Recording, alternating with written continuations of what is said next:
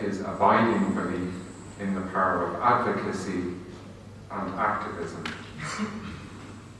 to challenge all of us as individuals and collectives to demand and to work for change where it is most needed. Colm has been a human being who has not been afraid to articulate often things that we as an Irish people, and perhaps more internationally, but certainly as an Irish people, didn't always want to hear.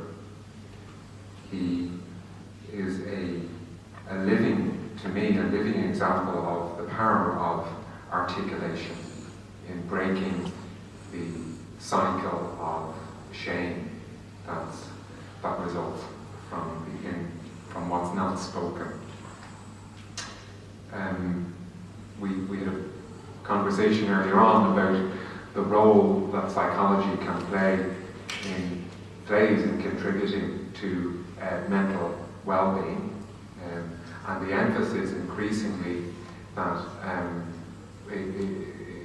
we're identifying in terms of how the individual is impacted by wider society, by disadvantage and unequal access, and how those factors are the factors that psychologists need to increasingly consider. It's my great privilege and my great pleasure to now welcome Colm to take the podium. Our engagements with each other, that not just that we get to meet each other, but that we get to meet ourselves. And very often I think that we get to meet or discover both the capacities, the tools, and the routes, the ways forward in what can be challenging and difficult times in our lives. In the blurb for this conversation or this discussion that I was going to have you through, I talked a little bit about the marriage referendum, and I will start there because I'd like to hold it up as an example of public discourse, a public conversation that I think we should all celebrate and be incredibly proud of. Now forget about the result for a moment, I think we should be proud of that as well. But just in terms of the conversation itself, I believe it marked a moment of arrival for us as a society at a place that we desperately needed to get to. It was a conversation that confounded every expectation that others and we might have placed on us. It's remarkable now, less than about 6 months afterwards, how quickly a kind of a mythology has developed around that campaign. But I suppose in framing what I want to say, I'm going to go back a little and remind all of us of the perceptions of what that campaign and that conversation would be like. So we were told heading into the referendum campaign, and this was a campaign for marriage equality for same-sex couples, for LGBTI people that had been going on for 10 years, and a campaign more broadly on equality for LGBTI people in this country for really more than 40 years. But the conversation on marriage equality had started about 10 years earlier.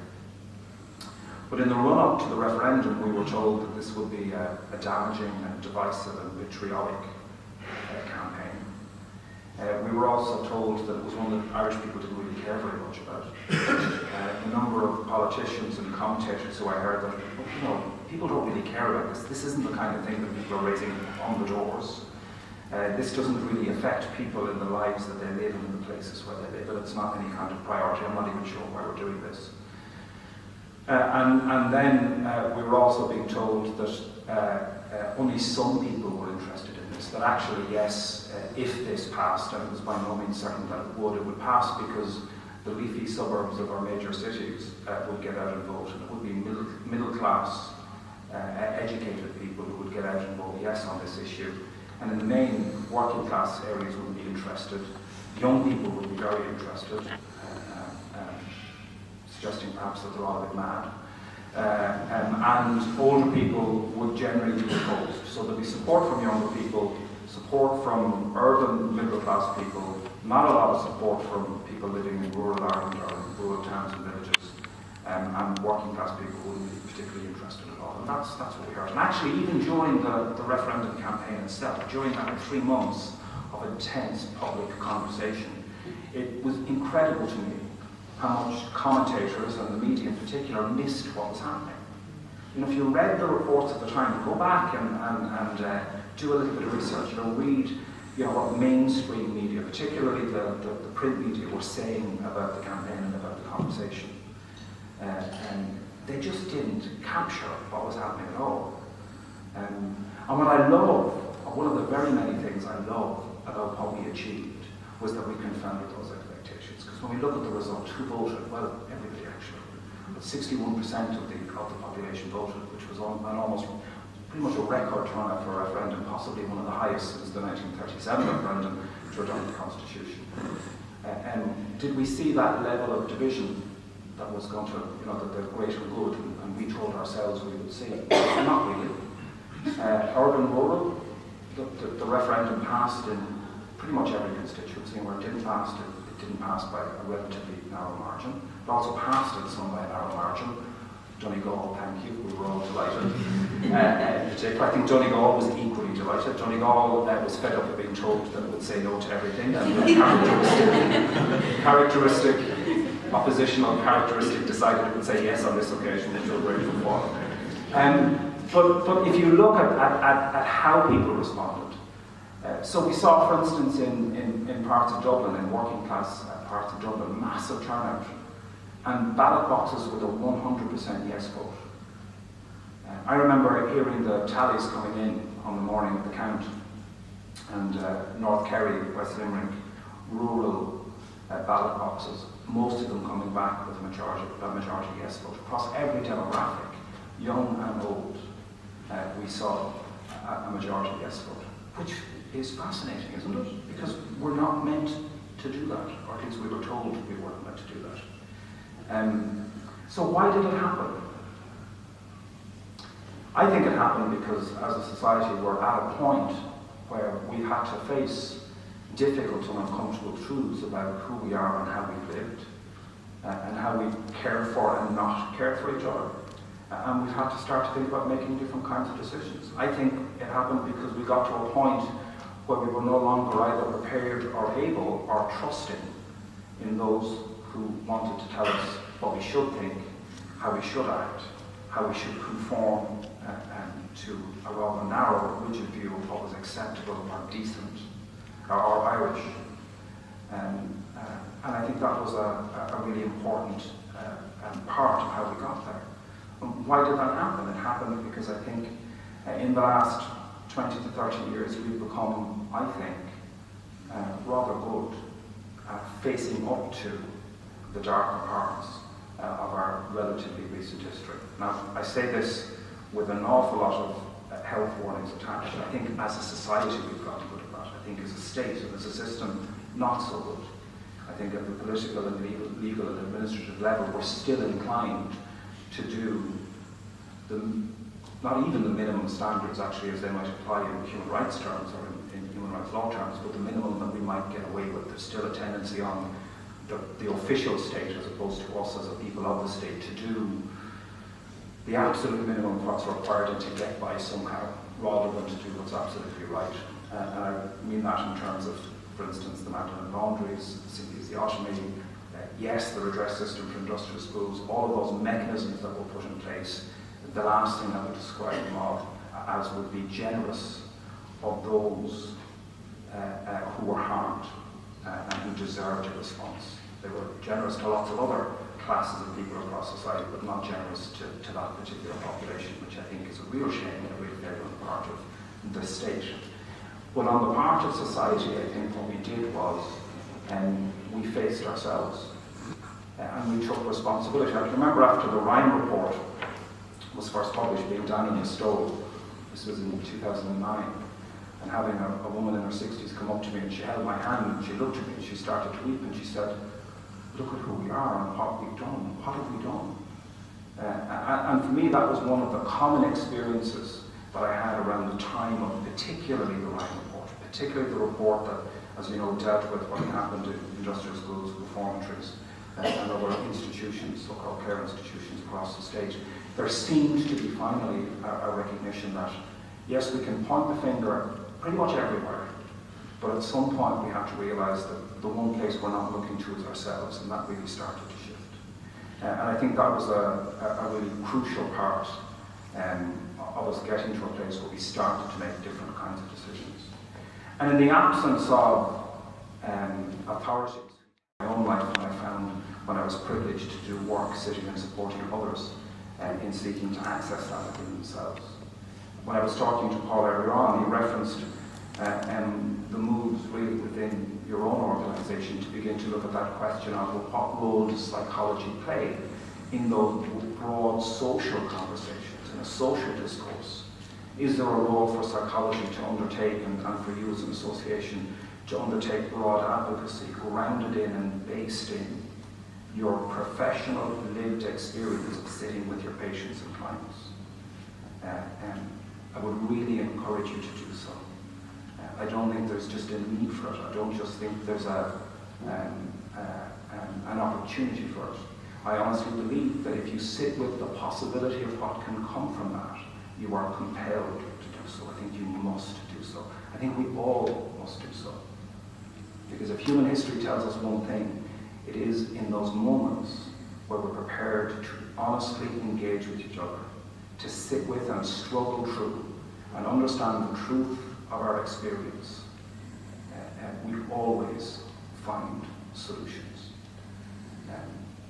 Watching what had happened in Paris overnight, it seems to me that it's even more important that as a society we're prepared not just to do that for ourselves, but maybe also to model that possibility for others. There's going to be a lot in the coming days and weeks that seeks to other huge sections of our human population on the basis of the actions or activities of a small barbaric group of people.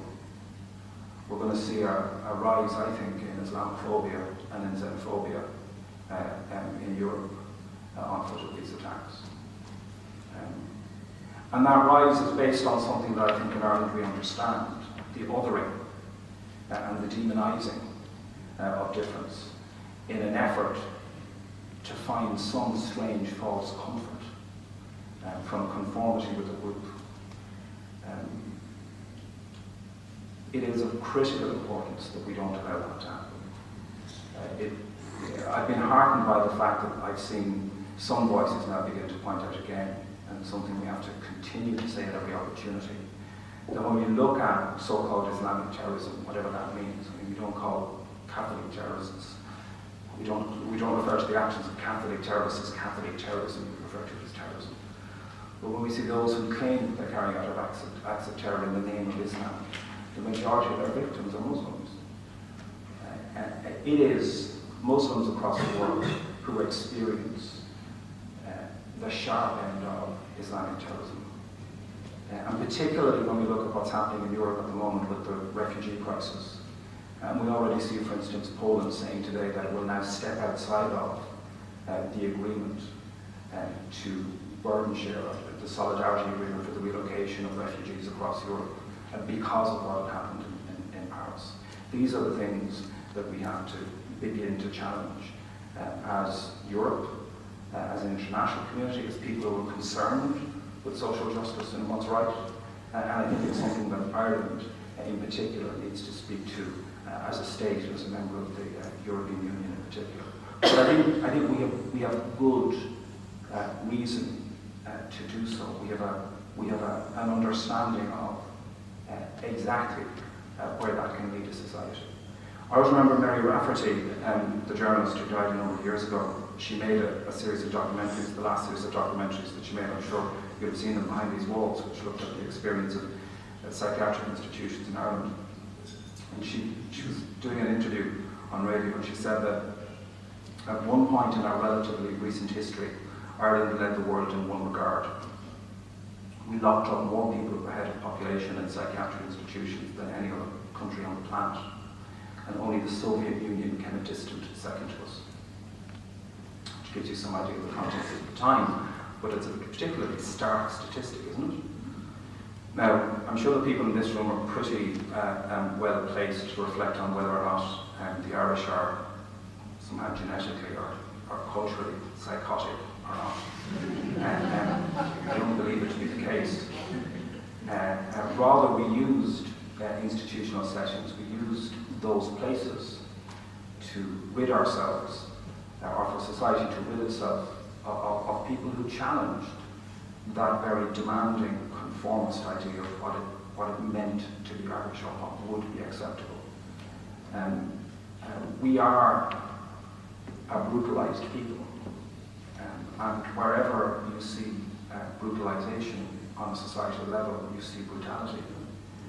And we've never faced, as a people, as fully as we need to, I think, either the reality of that brutalization and our own role in it and our relationship to it in a way that has allowed us to understand how we might do things differently. I think we've started to do that. I think that whole period of examination and unpicking of relatively recent history has allowed us to do that. And I think what we saw in May was a result of that, quite frankly.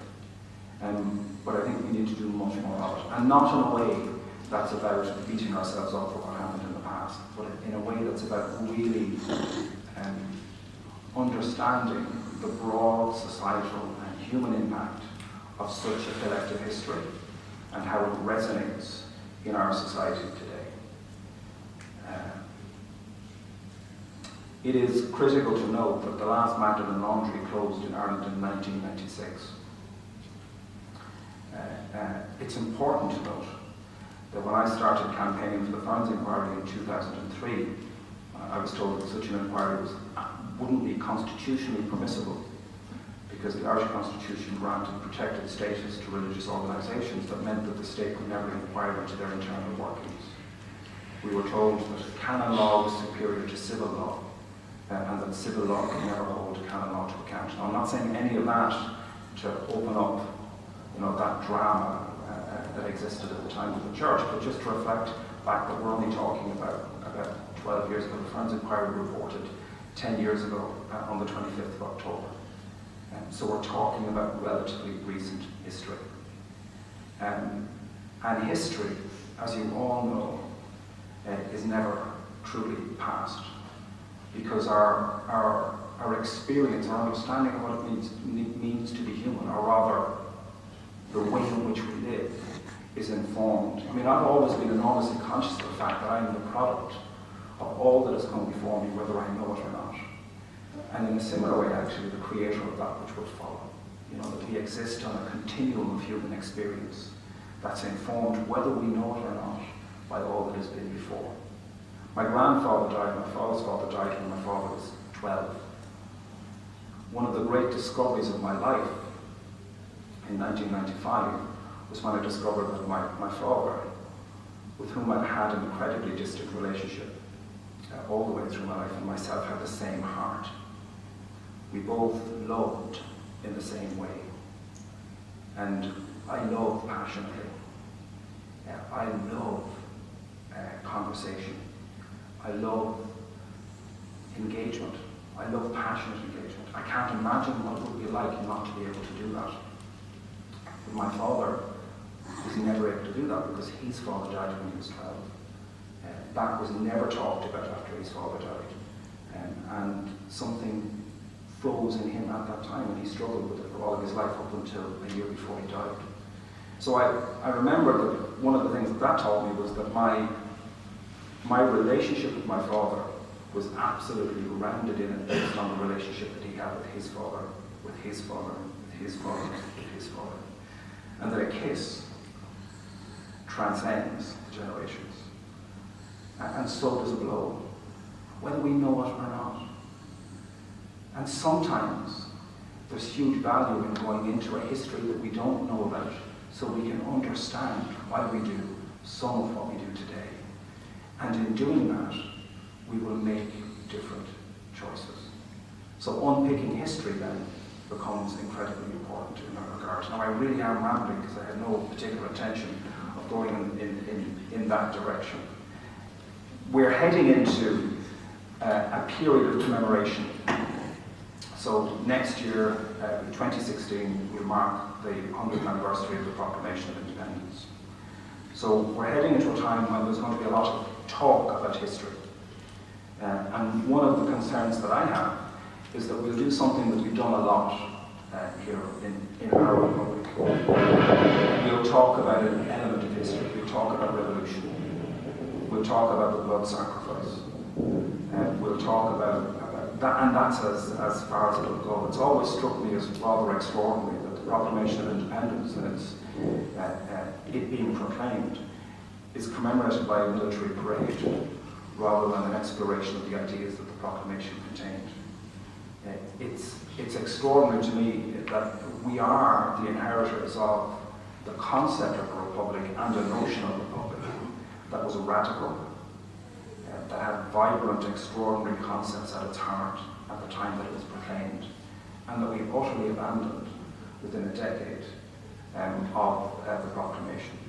Some of the areas where I think that's most obvious is our attitude to concepts like equality and human rights, and particularly, I think, in relation to how the Irish state has dealt with the question of women and women's rights. So if we look at the proclamation, I mean, one of the most, not misquoted, but perhaps narrowly quoted section of the proclamation is that commitment to cherish all the children of the nation equally. And by the children of the nation, of course, the framers of the proclamation, the writers, meant all of the people of the nation, the women and the men of the republic. And that commitment to absolute equality was meant to underpin everything that we would be. If you track forward about 3 years, then the first government of the Proclamation government of the first Dáil, that mythical Dáil in 1919, in April 1919, that didn't have any legal legitimacy. It had some political legitimacy. Of course, the Republic didn't exist yet, and there it was, proclaiming who it was, its identity and its priorities. And there's a section from the Democratic Programme for the first Dáil that reads something like, I'm paraphrasing, but it says something like, the first duty of the government of the Republic shall be to guarantee the welfare of its children, so that no child suffers from, and then they talk about hunger, deprivation, or danger, and talking about all having the prerequisites to live a life of dignity. I'm paraphrasing enormously there, but those were the ideas in that section of the Programme of the first Dáil. 1919, that's 7 decades before the adoption of the UN Convention on the Rights of Children. So here we have this audacious fledgling republic that didn't even exist. 7 decades before the Children's Rights Convention, talking about the purpose of the republic, that at the heart of the republic's responsibility was to its people, and then in that regard it should prioritise those who are deemed to be the most vulnerable within society, and that in doing so it had to be concerned with their rights, economic, social and cultural rights in particular. I know you've touched on issues around equality and deprivation in some of the conversations maybe we've had over the last couple of days. And yet we absolutely, if you look at how the state operated from that point forward, we abandoned any concept of the state having primary responsibility for guaranteeing what we would now call the vindication of those rights. The 37 Constitution was radical in some regard. It had within it the directive principles of social policy that referenced those areas of dignity rights again, housing, education, health, and minimum income standards. Those kinds of ideas were in there. Again, incredibly progressive for its time, 1937, but not made judiciable, couldn't be imposed upon the executive, upon government through the courts. Instead, they were meant to have some regard to them. So we went from absolute commitment to must have regard for and should be directive principles, but can't be enforced through the courts.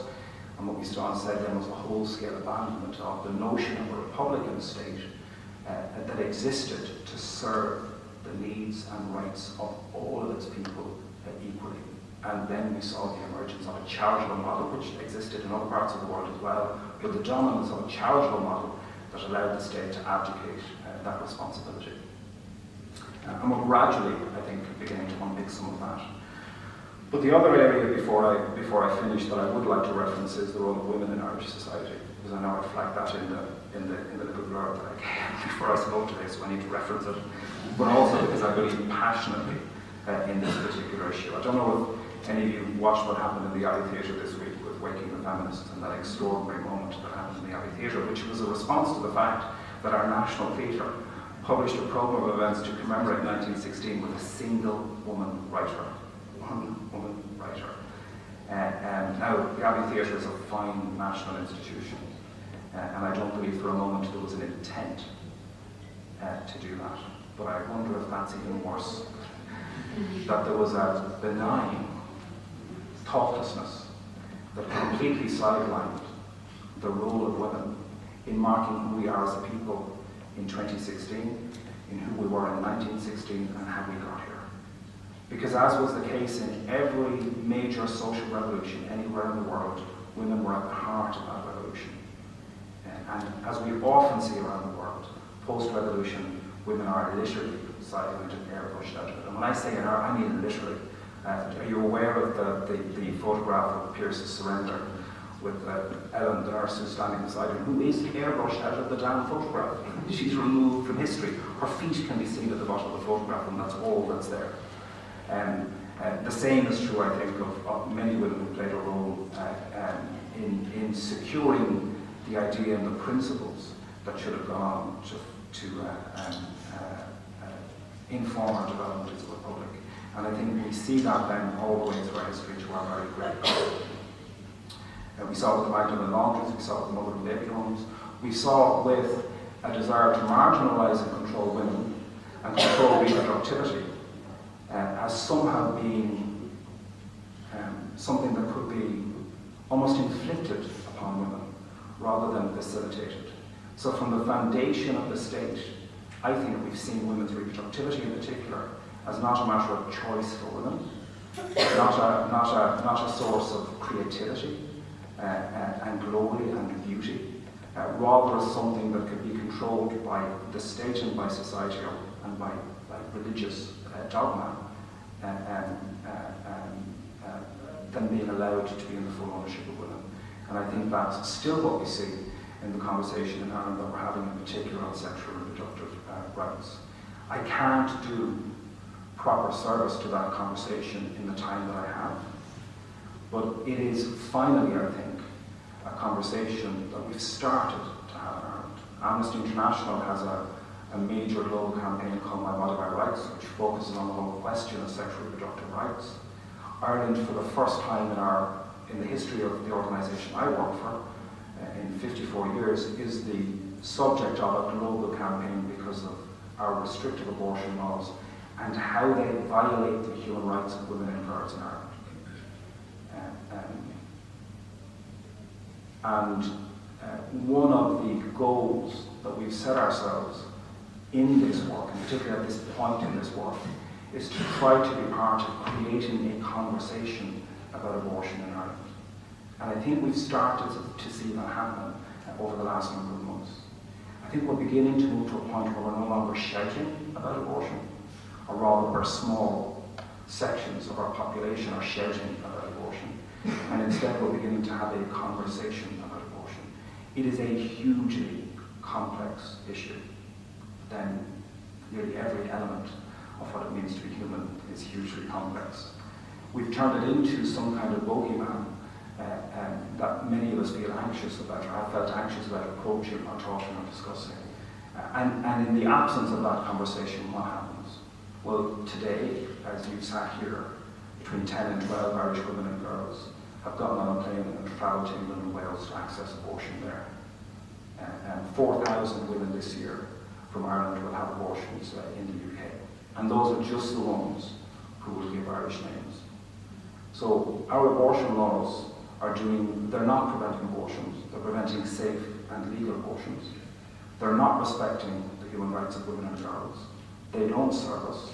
We've written into our constitution a provision that effectively bans abortion, except when a woman's life is in imminent danger, real and substantial danger, but that enshrines a right for people to travel to do something in another country that they would go to prison for 14 years if they did here. It's an extraordinary hypocrisy. It's a rank hypocrisy that really doesn't serve us as a society, and it certainly doesn't serve, I believe, women living in Ireland. We had 1,000 seizures of abortion medication in Ireland in 2014. Ireland's abortion laws are not preventing abortions. They're preventing safe and legal abortions. And that's what we have to talk about. As health professionals, you'll be acutely aware that it's not just women and girls who are criminalised for accessing abortion or for being involved in abortion outside, again, that very narrow restriction. It's also medical professionals, a doctor or health professional who assists in an abortion outside of that which is legally allowed faces up to 14 years in prison. We have amongst the harshest laws in the world, and they do not work. And that's why we have to have the kind of conversation that we have in May. It's a different topic. We're not talking here about allowing two people who love each other to celebrate that love, to secure that love, and to build a future together. We're not talking about respecting the rights of families particularly. We're talking about a very, very different issue. But we're talking about an issue that up until relatively recently we were told we were incapable of talking about.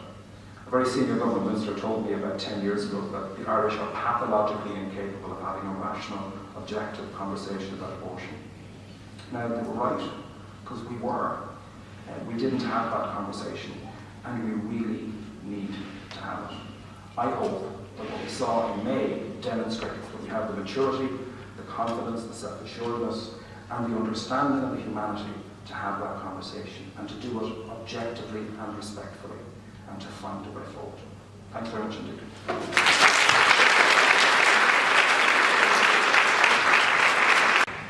So, I mean, we have a few minutes, so if there are any questions or comments, or yeah. I'm just taking this opportunity because we're talking about human rights and the rights of children. And I think it's one conversation. I really like the way you talk about conversations. And one conversation which hasn't happened yet at all in the public consciousness, I think, is the conversation about providing religious-free education for children in this country. And Ireland is in violation of the UN Convention on that ground. And yet, the defence of that violation has consistently been in Geneva, has been that it's the majority of Irish people. And so we still have this state making a case for majority rules in the case of children's rights. And I just want to give any comment. Yeah, I mean, one of the many, I have to stop saying one of the interesting aspects of the marriage referendum, because I keep saying there's so many of them. One of them was the conversation about the role of religion in shaping law and public policy, and the whole question of conscience and religious freedom. Now, freedom of religion and belief is a fundamental and important human right, and it's one that Amnesty works to protect at the global level, and will continue to work to protect. It is an incredibly important human right. But as with any other human right, it has its limits. So you, I, and everybody else in this room are free to hold, passionately hold, profess and manifest our individual beliefs, including our religious beliefs. What we're not entitled to do is to impose those beliefs on others through the force of law in a way that violates their rights. And actually, I think that was why many people of deeply held faith, including Catholic, Church of Ireland, and many other faiths, found that for them voting yes in May was a no-brainer. Many found that their own personal faith compelled them to do it, but many others also felt that they didn't have a right to impose their religious views on others through the force of law. When we come down to the question of education and access to education, I don't believe it's possible to have a fully rounded education without having religious education as an element of that experience. Now, I want to qualify what I mean here. When I talk about religious education, I mean education that looks at the full range of belief systems that exist across the world and non-belief, and explores those in an inquiring, questioning, exciting kind of way. So I think religious education, to suggest that religious education would be removed from school, and I know you didn't suggest that, I think would be deeply flawed. But clearly the notion that we have 93-94% of our schools come under the direct patronage of one church, that for parents and children who would like to have non-denominational education available to them, or multi-denominational education, those choices are very severely limited. No, that's not acceptable. And you're right, the UN has regularly, routinely criticised Ireland for that. But that issue, the one that I referenced earlier, the question of abortion, is one that successive Irish governments have felt pretty uniquely able to ignore. And why have they done that? It's because actually, until relatively recently, whether it was the held opinion or you or not, but the expressed opinion in Ireland was that this wasn't a particular problem. And so if you look at the question of education, there wasn't a clamour, a significant clamour from sufficient numbers of people to require a shift or a change in policy. The control exerted over many of our social systems, like education and health, by the Roman Catholic Church in particular. And by the way, when I refer to the Roman Catholic Church, I don't mean the faith. I mean the institution of it, because I think they're two very different things. And the vice-like grip that the hierarchy had of the state. I mean, again, in about 2003, I had another government minister say to me that until relatively recent at that time, it was normal practice for major pieces of social policy or law to be passed by the hierarchy before they went to cabinet, never mind to the office. So we all understand and know, I mean, it's not a ridiculous thing to suggest that there was an absolute grip on political decision-making, particularly in relation to social policy. I mean, we live in a country where tampons were banned, for heaven's sake, at one point, because bishops believed they'd give rise to occasions of sinning young girls. So that grip was absolute. So politically, it was a difficult thing to take on, and frankly, we have a bit of a history in this country of a political leadership that was happy, like the rest of us in society, to be subservient to that bigger authority. I think that's part of the problem, but absolutely it must shift, it has to shift. Why would it shift? When we demand that it does. Because in reality, we live in a democracy. I've never seen an Irish government that didn't ultimately bend to the will of the people. How it works. So it's back to that point of public discourse again. If this matters, then we have to talk about it. We have to make it clear that it matters. And I don't mean agitating necessarily, though I'm very happy to do that if we need to do that. I don't mean that. I mean having those conversations. We need to make it clear to each other and to those that we elect to serve us that this is something that they need to address. I hope that answered your question. Starting the conversation. So. Yeah, starting the conversation and keeping having them. Yeah. Anybody else? You're all very well behaved. I can't be a room full of psychologists. Sure. Nobody has anything to say about this happening. Can I check, fabulous presentations, can I check with your thoughts on following up the idea of suing the Pope and where you think things have progressed in relation to abuse and that sort of area? Are we getting where we need to be? Is there much further to go? That's your job, I think we are getting there, and I think it's important to acknowledge the big steps that have been taken at the social level, so at the level of community and society, but also at the political and legislative level. I mean, seeing the creation of a Department of Children, that was a very significant, a full Department of Children, a full ministry, that was a big step forward. Seeing children first being put on a statutory basis for the first time, these were big steps forward. You know, the clear obligation now that exists on service providers to meet standards, the inspection regime that we put in place, the checking, etc., beyond the work that you in your office do now, and those are incredibly important steps.